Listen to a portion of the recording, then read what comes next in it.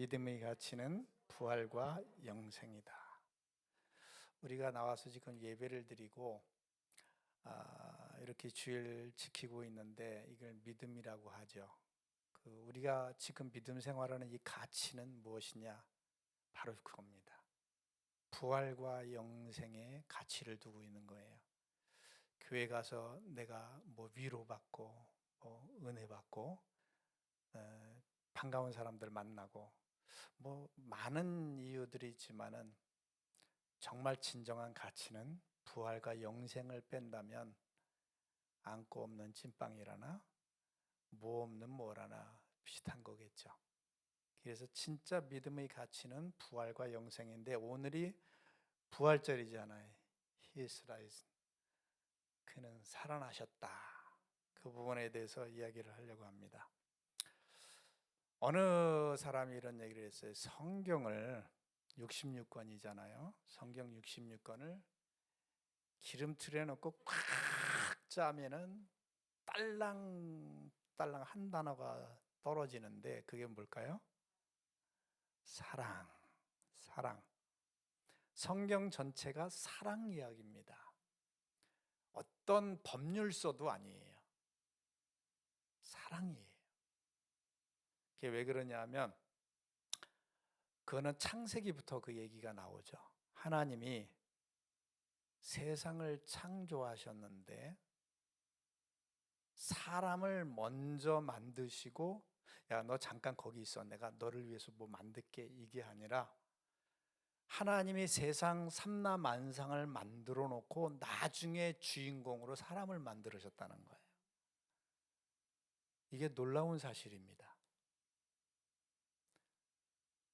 우리가 손님을 맞을 때 귀한 손님이 왔어요. 그런데 손님이 문 밖에 두드리니까 아유 벌써 왔네, 큰일 났네 하면서 그때 방 쓸고 닫고 막 먼지 털고 그러면은 그 손님이 그 광경을 보고 뭐라고 그럴까요? 제가 나를 낮게 보는 게 아니라 낮게 보고 있구나. 나는 저 사람한테 가치가 없구나. 이 얘기 아니겠습니까? 하나님께서 우리를 만드실 때 미리 모든 것을 완벽하게 세팅하시고 사람을 만드셨다는 거예요. 그게 사랑이 있는 거예요. 근데 창세기에 보면 또 재밌는 말이 있어요. 의아한 내용이 있습니다. 성경에 이런 얘기가 나오죠. 하나님이 엿새 동안 세상을 창조하시고 마지막 날 안식하셨다고 나와요.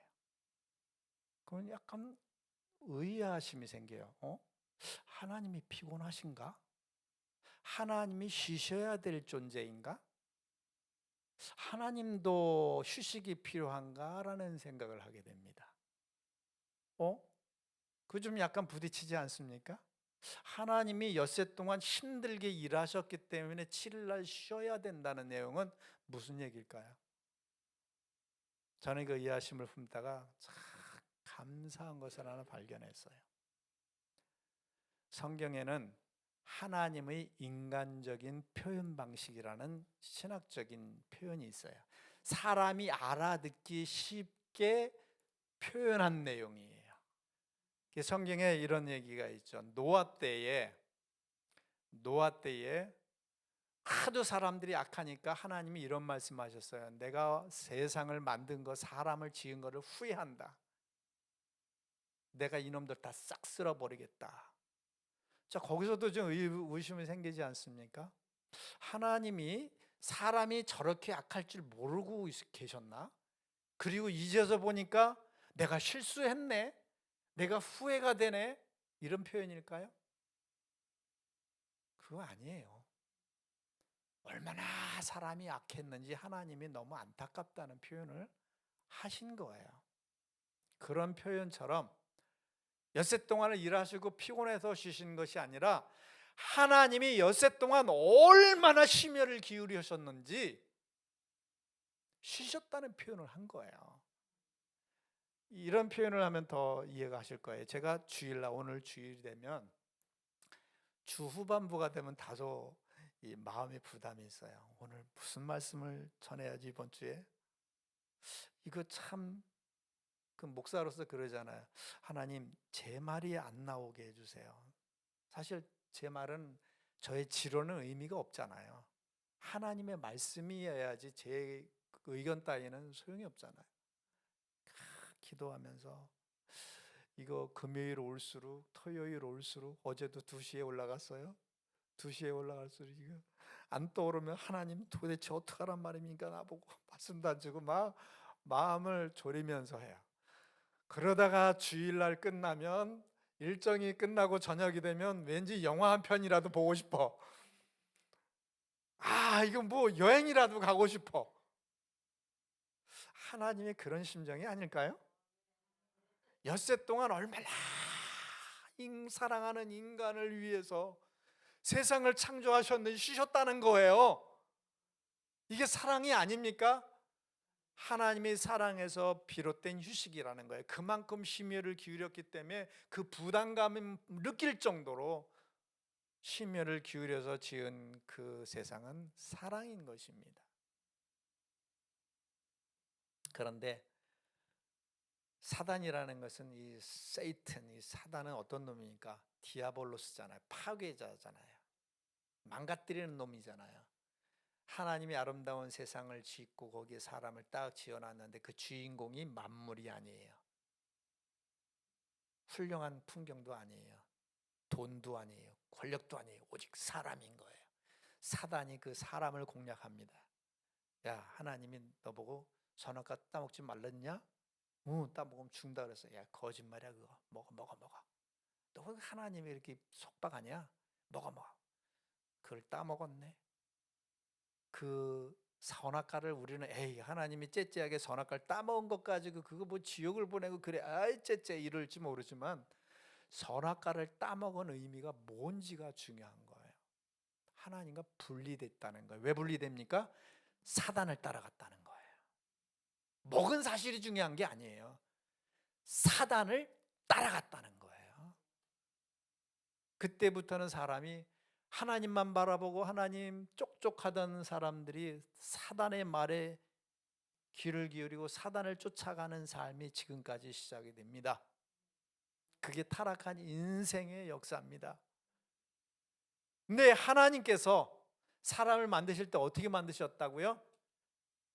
그냥 진흙으로 쭉쭉쭉 만들어가지고 야 사람 되라 이게 아니라 물론 손으로 흙으로 사람을 빚었지만은 거기에 루와 흙을 집어넣었다고 그랬어요. 하나님 자신을 집어넣은 거예요. 하나님 자기를 집어넣은 거예요. 그렇게 인간을 사랑했기 때문에 그런 세상을 지었고 사랑했기 때문에 그냥 명령으로 세상 모든 것은 다 말씀으로 지었다고 그랬어요. 근데 사람만큼은 하나님 자신으로 지은 거예요. 이 사랑하는 자식을 사단에게 뺏기는 걸 원하지 않았던 거예요. 그때부터 사랑의 역사가 시작되는 거예요. 집 나간 자식을 찾는 역사가요. 그게 성경의 역사입니다. 내 사랑하는 자식을 사단에게 뺏길 수 없다. 반드시 되찾아 와야 된다.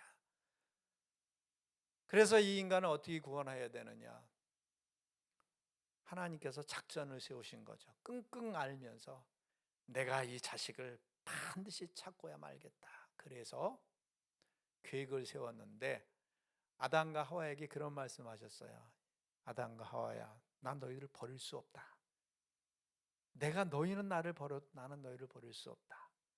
여인이 배 아파서 난 자식을 버릴지라도 나는 너희를 잊을 수가 없다고 그러잖아요. 그러면서 한 가지를 얘기합니다.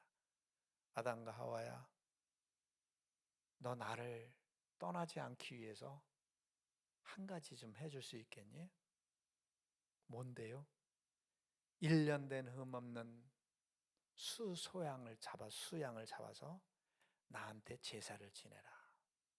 때마다, 죄를 지을 때마다, 절기마다. 그러면 내가 너의 죄를 용서하고 계속 관계를 가질게. 그래서 아담과 하와가 제사를 지내고 그 후에 아들을 낳은 아들이 아들에게 계속 계보를 전해오면서 제사를 전수했던 거예요. 그 제사가 무엇냐? 너희가 지금은 임시로다가 너와 나 사이에 갈라진 사이를 잇기 위해서 제사를 지내지만 너희가 지은 죄를 사함받기 위해서 제사를 지냈지만 언젠가는 메시아가 나타나서 한 번에 매일 제사 드릴 필요 없이, 죄를 지을 때마다 제사를 지낼 필요 없이 한 번에 제사를 지내줄 때가 있을 거다. 그 메시아를 기다려라. 선지자를 통해서 얘기하신 거예요. 언젠가는 너에게 메시아가 올 거야. 그걸 기다려라, 기다려라, 기다려라. 그래서 이스라엘에게 메시아 사상이 나온 거예요. 자, 그렇게 기다린 게 누구예요? 예수예요. 근데 문제가 있어요. 자, 구약의 6,000년에, 신약의 2,000년에, 이제 6,000년이 지나고 예수 그리스도 공년도, 정확히 공년도는 아니지만은 나사렛에 예수라는 사람이 나왔는데, 우리나라로 말할 것 같으면 동네에 철수야, 순이야,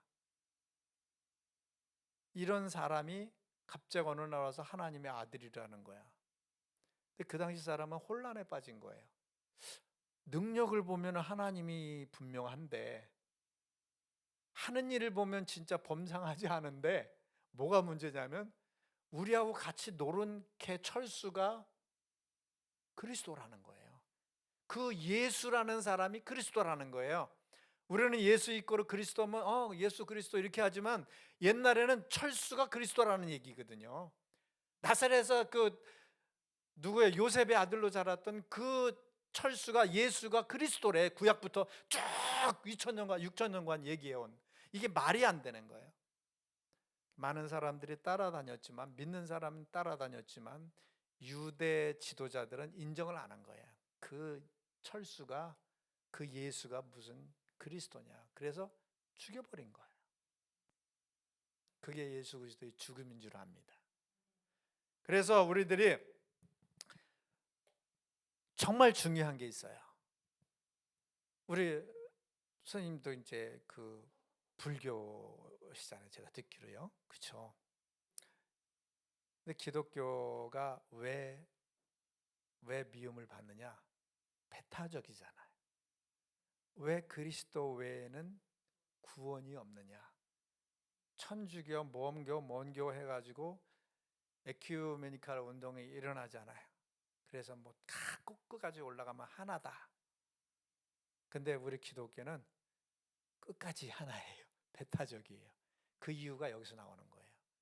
구약 때부터 제사를 지내왔던 그 메시지가 뭔지 아느냐? 어린 양 외에는 너희 죄를 살 수가 없다는 거예요. 이건 하나님이 그런 법을 제정하셨고 방법을 만드신 거예요. 제사 외에는 없는 거예요. 제사를 한 번에 지켜줄 분이 바로 예수 그리스도라는 겁니다. 근데 그 조건이 있어요. 사람의 죄를 사해 줄 수 있는 조건은 죄가 없는 존재라야 돼요. 근데 사람은 다 죄가 있거든요. 아담 이래로 다 원죄가 있어요. 그럼 누구냐? 하나님 외에는 죄 없는 분이 없어요. 그래서 하나님이 직접 내려오셔서 자기가 죽어져야만 했던 원리인 겁니다. 그건 하나님의 공의인 거예요. 자, 우리가 하나님 볼 때 우리가 죄를 졌어요. 그럼 하나님이 그래, 괜찮아, 나는 사랑 많으니까 나는 더 용서해 줄게. 이렇다면 하나님이 못 돼요. 왜 못 될까요? 죄를 용서하는 하나님은 죄를 용납하는 하나님이잖아요. 어둠과 빛이 함께 할 수 없는 것처럼 하나님과 죄는 절대 함께 할 수가 없어요. 죄는 공의로 다스려야만 되는 게 하나님이에요. 반면에 사랑이기 때문에 공의도 실현하지만 사랑도 있어야 되는 게 하나님이에요. 그래서 옛날에 임금이 이런 법을 제정했다고 그래요. 이 죄를 범하면은 두 눈을 뽑아버리겠다. 근데 나중에 알고 보니까 그 죄를 범한 게 왕자였다고 그러잖아요. 그래서 모든 신하들이 임금님 용서해야 됩니다. 왕자는 후계를 물려받아야 됩니다. 근데 임금이 나는 공의다. 그 왕자를 죽이실 겁니까? 아니다. 왕자를 데리고 와라. 왕자의 눈 하나 뽑고 내 눈 뽑고 두 눈을 뽑는다고 그랬으니까 자기가 희생해서 공의를 지켰다라는 예화가 있습니다. 진짜인지 가짜인지 모르지만. 우리 하나님은 우리가 볼 때 하나님 그까지 그냥 용서하시지, 그러면 하나님이 아니에요. 여호와의 증인에서는 지옥이 없다는 이유를 한 가지를 이렇게 들어요. 사랑의 하나님이 지옥을 만드실 수가 없다. 그건 사랑이건 하나님이 아니다. 근데 여러분, 여기에 쓰레기가 많이 있어요. 그런 쓰레기를 주워서 우리가 쓰레기통에 버려요. 쓰레기통이 없으면 여기가 지저분한 그 상태로 있습니다. 우리는 쓰레기를 주워서 throw away, 버리는 거예요. 버리지 않으면 여기가 지저분해지는 거예요. 지옥이 없으면 천국이, 완전한 천국이 이루어지는 게 아니에요. 섞여버려요. 또 그건 아닌 거예요. 그래서 하나님께서 옛날부터 주장해온, 옛날부터 법으로 정해놓은 그 어린 양이 죽어져야 되는 것이 예수인 겁니다. 예수가 아니면 안 되는 이유는 하나님이 죄가 없잖아요. 대신 하나님이 오셔서 공의를 실행해야만 되는 거예요. 그래서 왜 우리 주님께서 십자가상에 돌아가실 때 금요일날 돌아가셨잖아요. 엘리 엘리 라마 사막다니, 십자가상에서 그런 소리를 질러요. 그게 뭡니까?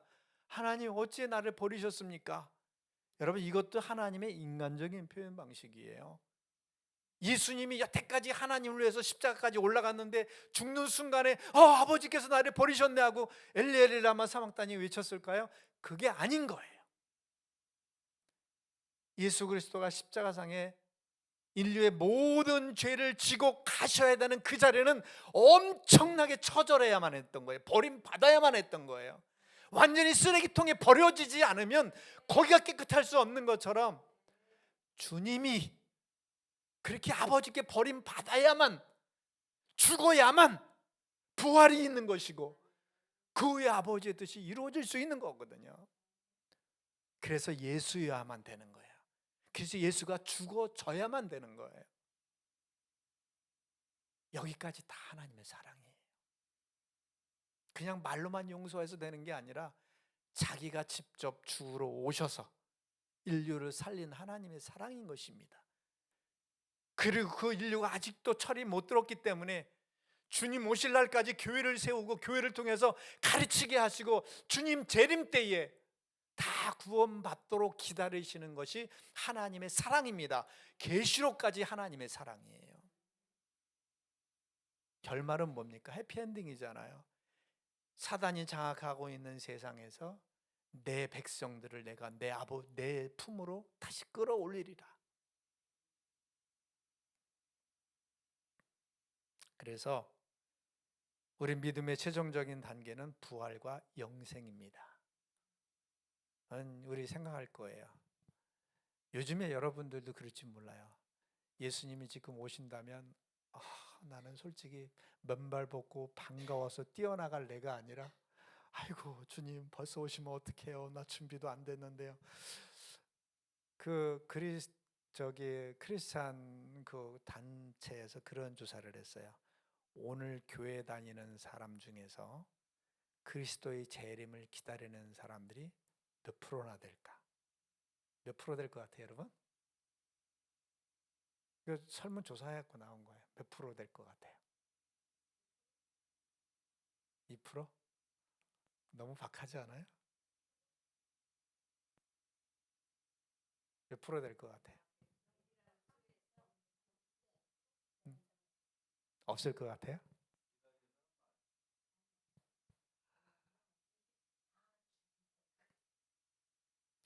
근데요, 놀란 사실이 옛날에는 우리 학생 때는요, 하늘에 구름만 이상이 떠도 주님 오시는 것이 아닌가 해 막 그렇게 기다리고 그랬던 때가 있었어요.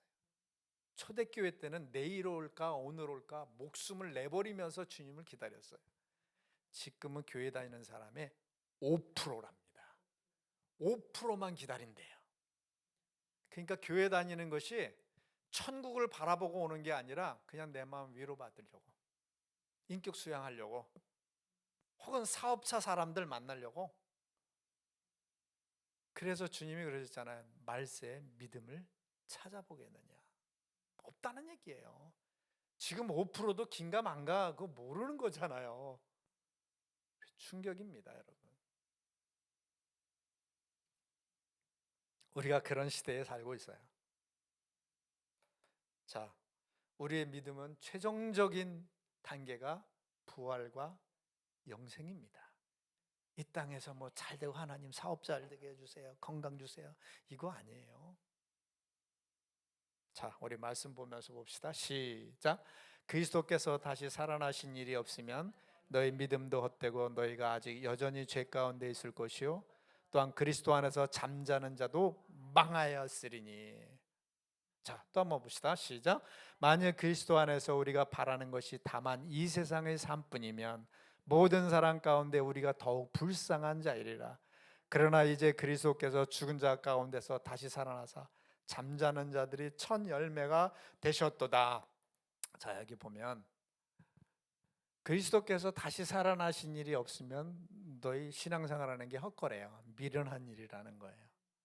진짜 미련하잖아요.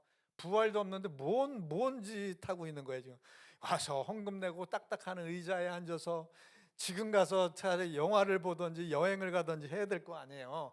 믿음이 다 헛되는 거예요. 너희들 헛짓거리 하고 있다는 얘기예요. 근데 여기서 보면 또 모든 이 세상 삶뿐이면 모든 사람 가운데 우리가 더 불쌍한 자래요. 맞죠? 이건 뭐예요? 불쌍하잖아요. 차라리 세상에는 많고 즐기지. 우리는 절대 불쌍한 자가 아닌 줄 압니다. 반드시 그날이 있어요. 성경에 있는 모든 내용은 과학적이지 않아서 증명하지 못하는 것이 초과학입니다. 안 이루어진 게 없어요. 지금까지 이루어져 가고 있고, 제가 자주 말씀드리지만 세상은 유엔을 조직하고 평화 기구를 조직하면서 평화 외쳐요. 근데요, 미안하지만 세상엔 평화 오지 않습니다. 갈수록 힘든 세상이 와요.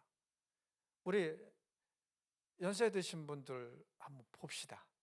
옛날이 좋았어요? 지금이 좋아요? 말씀해 보세요, 선생님.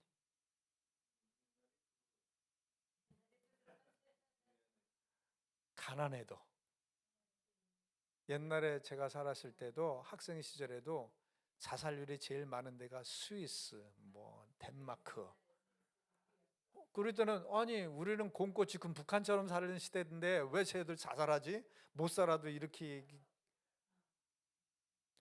인류 문명이 발달하면 발달할수록 영혼은 피폐해져 가고 사람 속에서는 악한 것이 더 많이 나오게 돼 있습니다. 사단이 말세가 갈수록 더 악한 곳으로 우리를 끌고 갑니다. 절대 평화로울 수가 없어요. 전쟁 납니다. 우리는 전쟁 안 나게 해주세요. 빨리 끝나게 해주세요. 미안하지만 전쟁 납니다. 팬데믹, 예전에 200년, 300년만 그 터울로 오던 것이 지금은 10년, 20년, 이제는 몇 년 터울로 옵니다. 앞으로는 이제 매년마다 올 때도 있을 거예요. 성경이 예언한 내용이에요. 전쟁이 일어나고 기근이 일어나고 팬데믹이 일어나고 청황색말, 흑색말, 붉은 말 다 나옵니다. 이게 성경이 그렇게 되어 있는 거예요. 성경대로 갑니다. 성경대로 우리는 살아날 것입니다. 그대로 이루어져요. 이게 오늘 말씀인 거예요.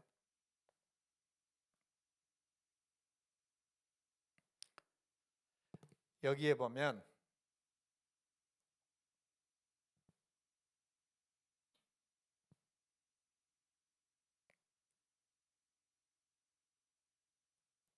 자, 오늘 본문 말씀에 한번 볼게요. 여기 이런 말이에요. 형제들아, 자는 자들에 관하여는 너희가 알지 못함을 우리가 원하지 아니하노니 이는 소망 없는 다른 이와 같이 슬퍼하지 않게 하려 함이라. 이게 오늘 본문 말씀의 핵심이에요. 그 전제입니다.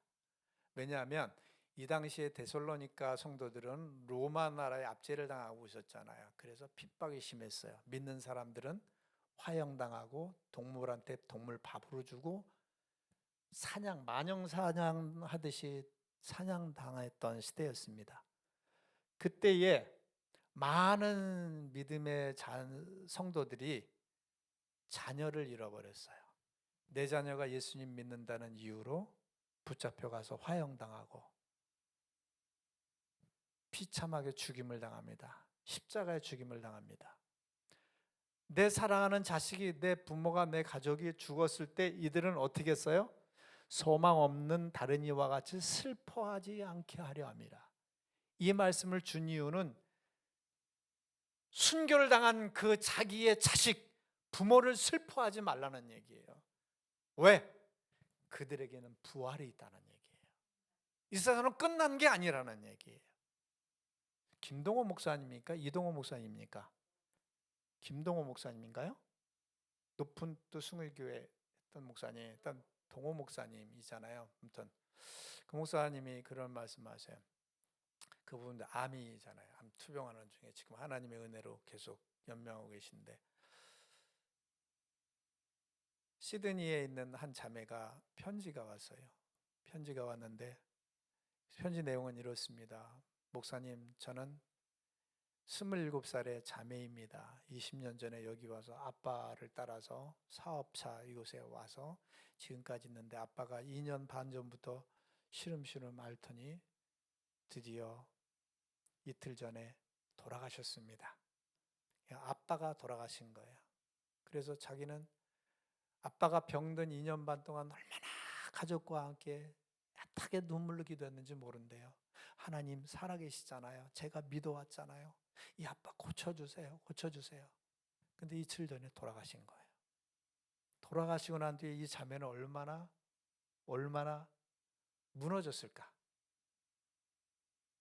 아빠가 돌아가신 것도 그렇지만 하나님이 살아계시지 않구나. 실망에 빠질 만한 거잖아요. 그래서 편지를 보낸 거예요, 목사님한테. 저의 마음을 어떻게 하면 좋겠습니까? 그럴 때 그 목사님이 그런 얘기를 하십니다.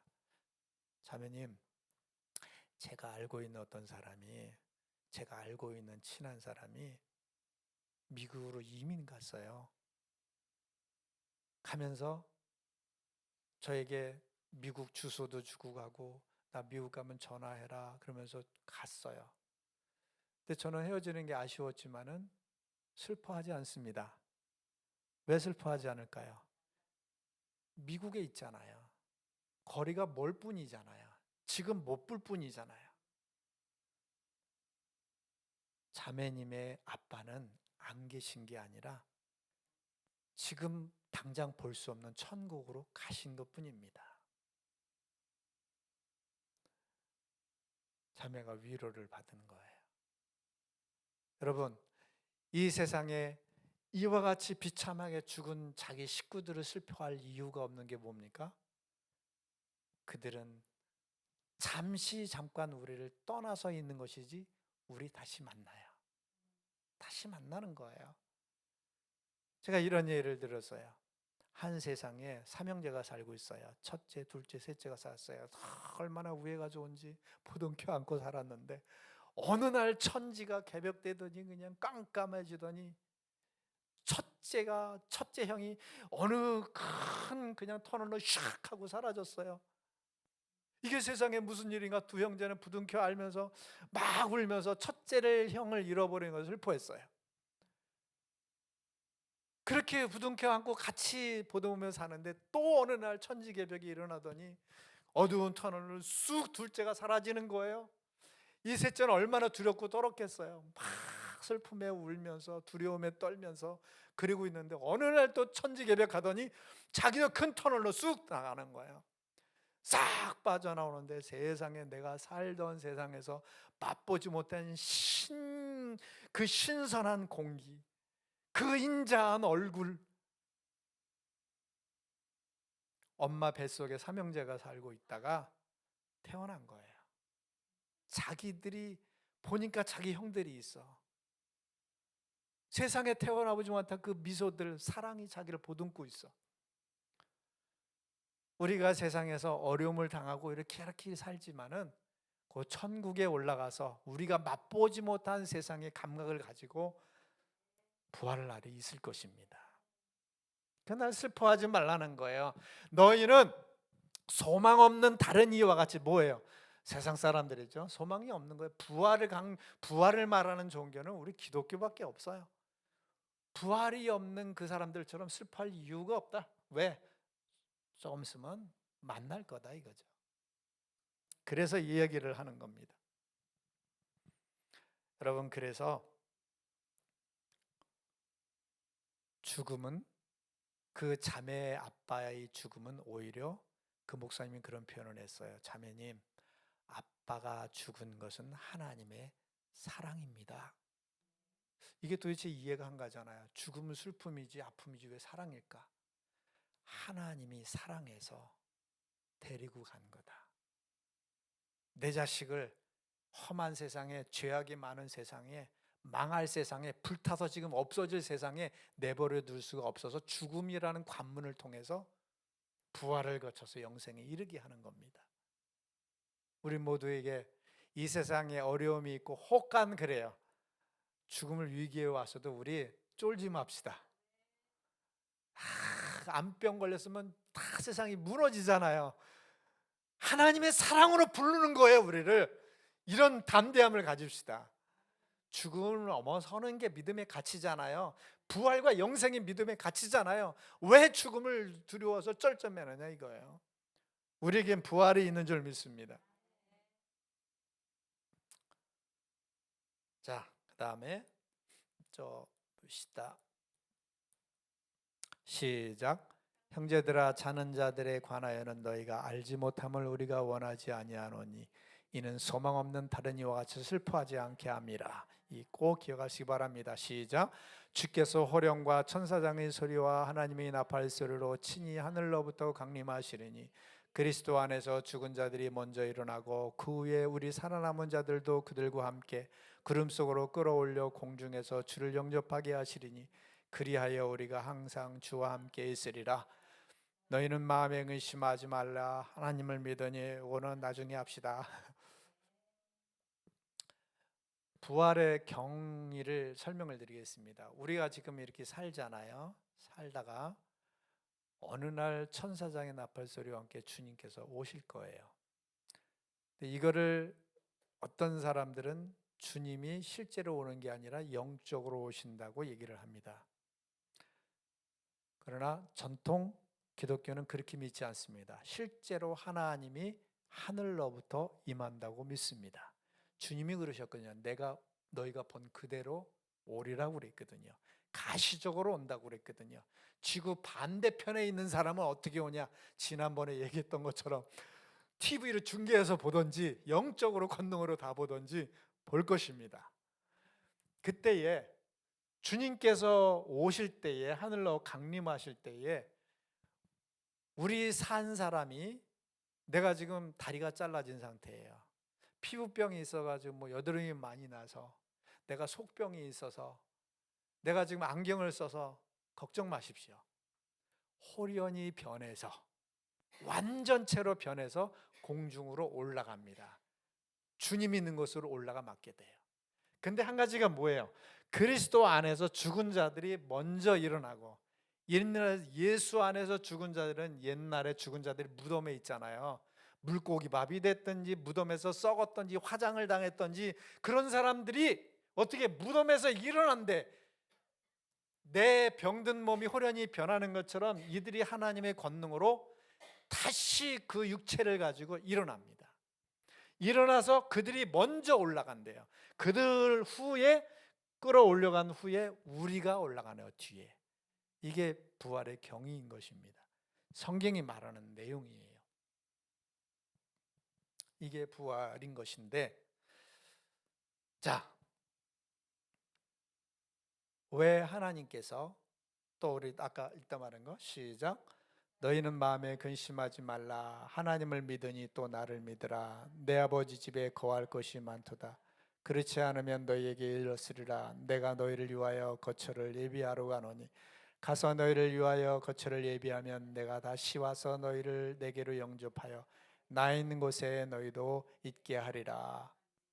우리 주님께서 돌아가실 때가 돼서 제자들을 모아놓고 얘기합니다. 얘들아, 미안하지만 내가 갈 때가 됐다 했더니 제자들이 두려움에 떠는 거예요. 예수님 어딜 가요? 우리들을 두고 어딜 가요? 주님 오시면 우리는 다 흩어지잖아요. 두렵고 떨리는 마음으로 있을 때 예수님이 하신 말씀이에요. 나를 믿으니 하나님을 믿어라. 내가 가는데 그냥 가는 게 아니라 너희 있을 곳을 예비하러 간다. 그 얘기를 하는데 거할 것이 많도다. 이게 우리나라 잘못된 해석이에요. 우리나라 성경에 뭐라고 해석이 원문에 있느냐? 거기는 무진장 좋다. 무진장 좋다는 거예요. 거기는 무진장 좋은 데다. 사도 바울은 이 말을 뭐라고 표현했습니까? 너희가 이 세상에서 가히 비교할 수 없는 세상이다. 끝내준다는 거예요. 한 가지 예를 들을까요? 제가 한동안 요즘에도 종종 들어요. 탈북한 사람 탈북 스토리를 참 흥미진진하게 들어요. 근데 거기에서는 북한 사람들이 얼마나 인권이 없습니까? 도입에 붙잡혀가면 일단 욕부터 나오는 거고 주먹 날라오고 발길질하고 몽둥이로 두드러 패고 그냥 조심하게 어땠습니까? 저떻습니까? 물어보는 게 아니라 그냥 무조건 두드러 패고 녹초시켜놓고부터 본대요. 한 자매가 자기가 12살 때 가족이 이제 탈북하다가 걸려가지고 붙잡혀가지고 보위부에서 이제 있는데 감옥에 이렇게 최상살 유치장 같은 데 들어갔대. 자기는 유치장에 있는데 어리니까 자기는 12살이었으니까 때리지를 못하는데 자기 아빠를 데려와서 때리는데 3일간을 밤이나 낮이나 두드러 패고 고문을 하는데 그 고문 소리가 괴성이라는 거예요. 도대체 아빠에게 저런 괴성이 나오는가? 너무 참을 수 없으니까 괴성을 지르고 나중에는 목이 쉬고 괴성을 못 부르는 거예요. 그냥 속에서 나오는 그 치름 소리만 내더라는 거예요. 3일 후에 아빠를 끌고 오는데 시체를 끌고 가듯이 피가 주르르 흐르는데 이 붓으로다가 이렇게 저거 이렇게 먹물 찍어가지고 쭉 한번 그어지는 것처럼 아빠를 끌고 가는데 피가 질질질 그냥 자고 난 사람들을 끌고 가더라는 거예요. 그대로 감옥에 그 노동교화소인가 데리고 가더라는 거예요. 그게 북한인 거예요. 근데 우리 신국교원 친구 목사님 예전에 만났죠. 그가 북한에 들어가면서 들락거리면서 선교했던 분인데 얘기하기를 감옥에서 구더기가 있는 밥을 그냥 먹는 거예요. 구더기가 득실득실하는 밥을. 밥인 쌀입니까? 강냉이 그 껍데기 먹으면 속이 쓰리는 껍데기죽 같은 걸로다가 그런 세상이란 말이죠. 먹을 게 없어서 굶고 먹을 게 없어서 탈북하고 자유가 없고 오죽하면은 평양에서 높은 고위급 자녀가 국가에서 이제 보내주는 중국 유학을 가는데 자랑스러워했대. 나는 뽑혀가지고 평양의 고려항공 유일한 북한의 고려항공을 타고 내가 베이징을 간다, 유학 간다. 얼마나 자랑스러운지 공항에 딱 내리기 전에 창밖으로 보는데 자기네 비행기보다 몇 배 같은 비행기가 있더라는 거예요. 근데 거기에 써져 있게 대한항공. 세상에 우리나라보다 더 큰 항공이 있나? 근데요, 북한 사람들이 한국에 와가지고 놀라는 것이 눈이 휘둥그레지는 거죠. 어느 사람이 그 얘기를 하는데 아침에 일어나서 생활은 하루 한 발짝 한 발자국이 다 경이롭다는 거예요. 이렇게 좋은 바다. 밤에 가서도 막 불 켜본다. 불이 평양에는 불이 이렇게 3시간 4시간만 들어온대요. 물도 3, 4일마다 한 번씩 들어온대. 평양인데도. 자다가 불 켜보고 물 틀어보고 물이 끊겼나 안 켰나. 진짜 다 들어온다는 게 신기하더라는 거예요. 먹을 거 마음대로 먹지, 사람들 친절하지, 옷 잘 입지. 여러분, 근데 우리가 천국에 갔을 때는 이거에 좋게 비교할 수가 없는 거예요. 북한에 있는 사람들이 김일성 그 정시에 속아가지고 여태까지 자기네가 최고인 줄 아는데, 고려항공이 최고인 줄 아는데, 평양 거기는 북한 사람들이 평양에 한번 가보는 게 소원이래요. 평양에 한번 가보는 게. 우리가 볼 땐 평양 거지 같은 데인데 속아서 그런 거죠. 우리도 이 세상에 사는 동안에 사단에 속아가지고 이 세상에 다인 줄 알고 있어. 그래서 천국 가기 싫다고 지금도 얘기하고 있고 10%만 가고 싶다고 그러는 거예요. 아닙니다. 우리 쏟고 있는 거예요. 천국 진짜 좋습니다. 거할 곳이 많도다가 아니라 끝내준다라는 거예요. 끝내준다라는 거예요. 북한 사람들이 남한에 와서도 느낄 정도가 이 정도인데 우리가 천국 가서 어느 정도일 거라는 거예요. 너희를 위하여 거처를 예비하러 가노니 가서 너희를 위하여 거처를 예비하면 내가 다시 와서 너희를 내게로 영접하여 나 있는 곳에 있게 하리라. 하나님이 계신 곳은 어떤 곳일까? 얼마나 좋은 곳일까? 상상을 해보십시오.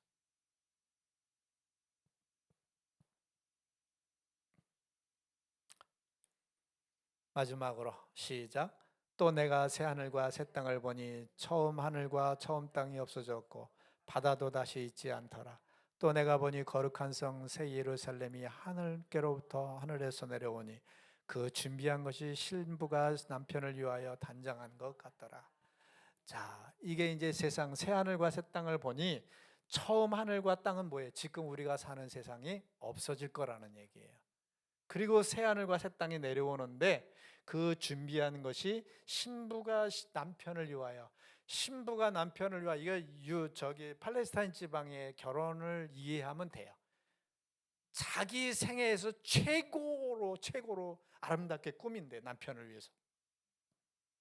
하나님이 우리를 위해서 준비해 놓으신 천국은 에덴 동산보다 더 좋은 새하늘과 새 땅인 줄 믿습니다. 최고의 사랑으로 꾸민 거예요. 그거를 준비하고 우리를 기다리고 계신다는 겁니다. 그것이 부활 후에 우리가 들어갈 곳입니다. 우리가 멋진 집, 아파트, 멋진 고대 왕실 같은 집에 들어가는 그 꿈이 있어도 좋은데 저런 천국에 들어갈 것이라면 얼마나 좋겠습니까?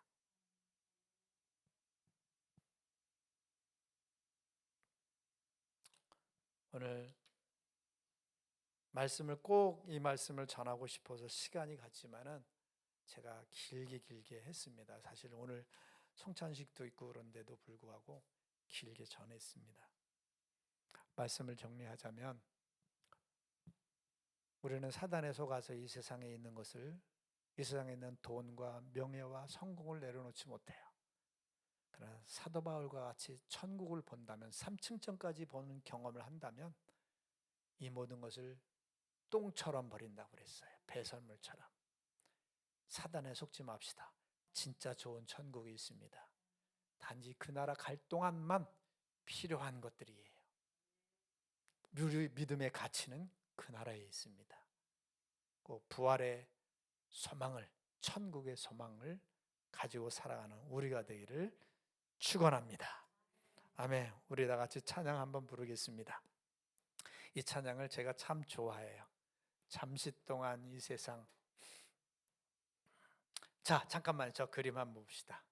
피아노 나오나 두들겨 보세요. 안 나와요? 안 나온다. 뺐다 껴야 된다. 저 그림 많이 보셨죠? 레주렉션. 저는 이 그림을 볼 때마다 참 그 마음이 벅차요. 우리 예수님이 부활한 사람들입니다. 땅에서 올라간 부활하는 사람들이에요. 나도 여기에 있다. 벅차지 않습니까? 나도 이 가운데 들어갈 거예요. 이 소망이 꼭 있으시길 바랍니다.